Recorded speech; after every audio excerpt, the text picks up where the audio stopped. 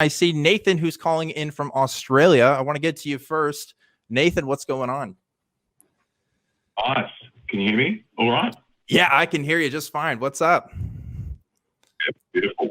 I've been writing about social justice in my manifesto, which can be a bit of a hot topic in regards to people that do that, essentially, I suppose. But yeah, look, I'm kind of criticizing the social justice movement. I'm left, by the way, but the left I'm seeing is eating itself at the moment through this kind of division of identity. And, I think it is losing sight of the overall goal of equality where, and so it's perfect. Hi, Ro, by the way. Hey. And yes, I think it's something that I do kind of, I'm at the moment trying to unpack a bit, but I do have some fairly, strong views in regards to how the far left is dividing us on our, very kind of on the very basic characteristics like gender and race, and where, it's important to recognize these things. But if you, really, define someone by their differences, we're not really connecting on the deep human level that makes us all equal. So what questions, or where do you think we should go with that? What are your thoughts? Yeah, Ro, go ahead. I'm curious to know, are you talking about the left eating itself in terms of these identity politics and social issues in Australia, globally, or here in the United States? Globally. So it's more within the social discourse that you can see online, because it is really, social justice is a global thing, and I do believe it is the next big step that we need to take as a humanity, I suppose, as a global kind of movement to really just stop dividing each other, and because we're all in this together. But we've got to unite as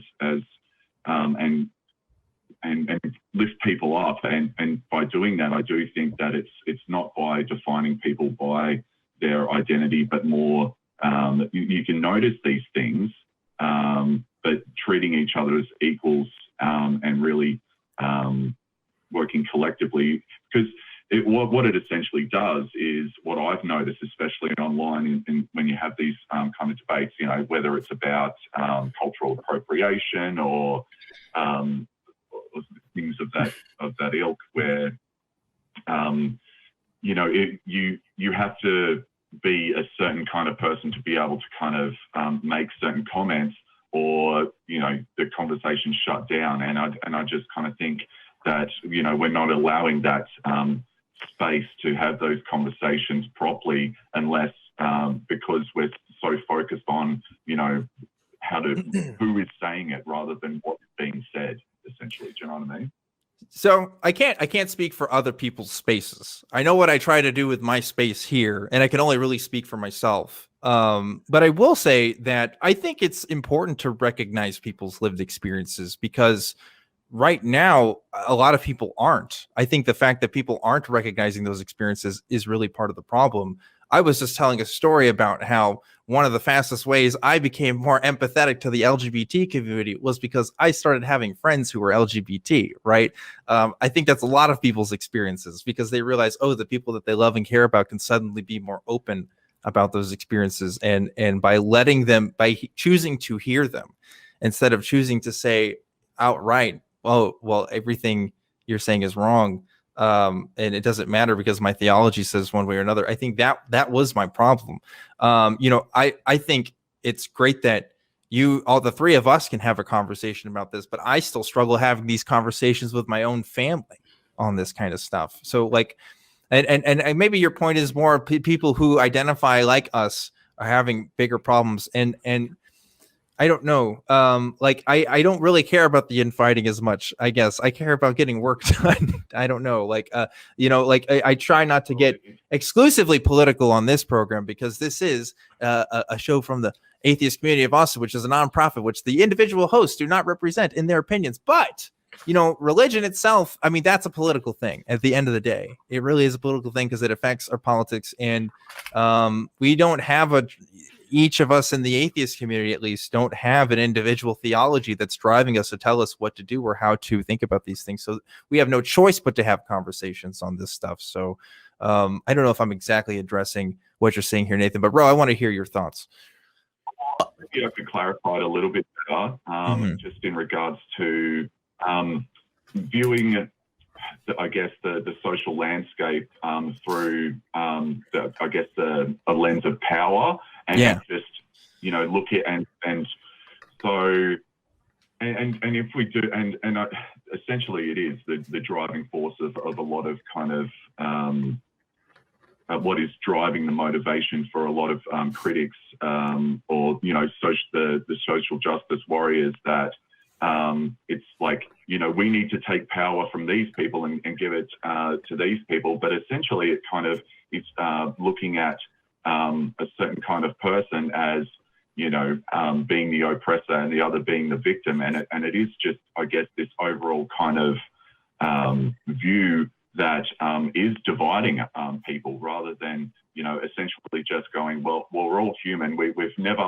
There's no rules to this. Like, I mean, yes, we're trying to fix a lot of mistakes from the past, but it's like, we can only do what we can right now to really acknowledge, well, what can I do in this moment to essentially treat this person like, not like a victim, but as an equal. And I think that really just comes from a place of, setting that standard of just equality, rather than, viewing them through their identity. Does that make sense?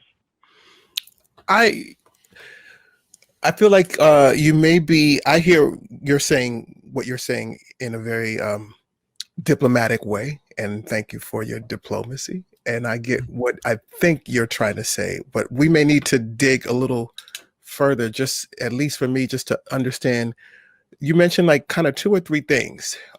You started off by talking about the left eating itself and kind of fearing that that's what it's doing in this framework of conversations about social justice. But okay, so that's one thing. Then you also mentioned something about the idea of people being equal and just speaking to each other as equals without the baggage or the weight of oppression and how it's affected different groups. And then you also mentioned something about, it mattering who's speaking in terms of, feeling maybe your opinion or perspective isn't valid based simply on just the fact of who you are versus who you're speaking to.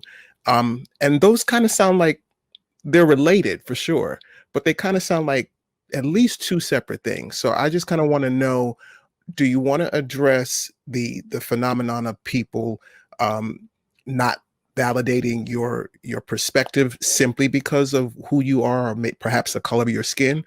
Or do you want to talk about just the left eating itself in general in terms of all kinds of social issues? Or do you want to talk about the idea that everybody's equal? Look, I in the way that I see it, I kind of, all these kind of things do link up intrinsically in my head. So it's I feel like I'm kind of, if I pick one, I'm still kind of picking the other. But it's, I don't know, it comes to this idea where I feel that, by treating people differently, and, essentially by saying, if you've got a disability, if you're Black, or if you've got, a lower socioeconomic status or whatever, and actually defining them by that, it's I don't know. It's essentially a sense of bigotry, really. It's like sometimes it could also be seen as racism, where it's like, you know, it's, you can't have this conversation to say, well, you know, because you're white, you can't, your opinion, or you're a man, you can't talk about, you know, say feminist issues. Like it doesn't. I don't really care whether it's about me. Like, I mean, I'm kind of just going to, you know, talk about it anyway and not feel, you know, attacked or anything like that. But my concern is that, you know, it actually does prevent things from moving forward in a positive way, where, you know, because it's not essentially treating people with equality. It's focusing on our differences rather than our similarities far too much. And it's, you know, and we're not going to get it. And so we're divided. I find that the left needs to wake up and realize that, you know, this strategy of divide and conquer, divide and rule, we're playing right into the hands of that by, you know, focusing on, you know, what someone's identity is in whether when they talk, rather than just listening to the argument, because I feel that, yeah, we can't have, you know, these arguments and explore all the nuance involved, because, you know, sometimes these critiques are being made by, you know, someone who, you know, they don't value their opinion or their view simply based on, you know, what's between their legs and the color. Yeah, I want to go ahead and let Rhodes speak on this. So it sounds like what you're kind of getting at is sort of a reverse racism, I think, claim. And there's that, to me, that's a problem. But before I get into a little bit of that, and I won't get into a lot of it, but I'll just say that I think we are having different conversations globally or nationally when we talk about this dynamic you're talking about of identity and politics and so forth. On one level, what you may be running into in your conversations is a bit of a historical sort of reckoning or conversation that is trying to level up, you know, the history behind the various groups involved in your conversations, which is a very disparate history. It is a history that is filled with divide and conquer by default, by inheritance, I should say. So when you're having a conversation historically, you have to let the idea of divide and conquer be in that conversation, because that is the history. I mean, if we're having a conversation and I'm speaking English and I'm Black from the Caribbean, and Objectively Dan is I believe you're in Waco. You said Waco, right? Austin. We're in Austin, Texas. Austin, I'm sorry. You're from Waco, I think. I grew up in Waco. Okay, and Dan's having a conversation from Texas, which used to be part of Mexico, at least some part of Texas used to be. And you're having a conversation from Australia. We're all having a conversation and we're all speaking English. There's a lot of divide and conquer that just went into how we could end up in 2021 having this conversation, and we're all speaking English. And we all have various nationalities and histories that are that sort of predicate how we came to be here. And those histories are necessarily filled with divide and conquer, division and conquer. So when you have a conversation and you're talking about social politics or identity politics and various groups trying to come together and speak the same language, so to speak, you can't ignore that in your conversation. Yep. And so to try to do so is to, I believe, be reductionist. It's to try to sort of kind of not let that in the room and just say, well, let's just all get along. We're all the same and we all have the same backgrounds. And I think that's ahistorical, right? So I might find your argument emotionally persuasive or enchanting almost, because it's like, oh yeah, it kind of pulls at that string of let's just all get along, like that old Rodney King kind of thing. And that's emotionally persuasive, but it's not historically persuasive.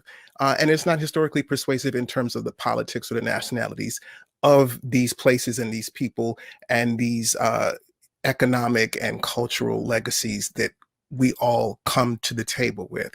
So when we have those conversations, that's a historical conversation. Sometimes that gets meshed in with the politics of now. And that's a little bit of a different conversation. It's related, kind of like what you were saying. It's related. Um, and sometimes that conversation is different because that's a little bit more about expediency and what works and what is going to win this particular election or what's going to get in this bill or whatever. That's a political conversation about legislation.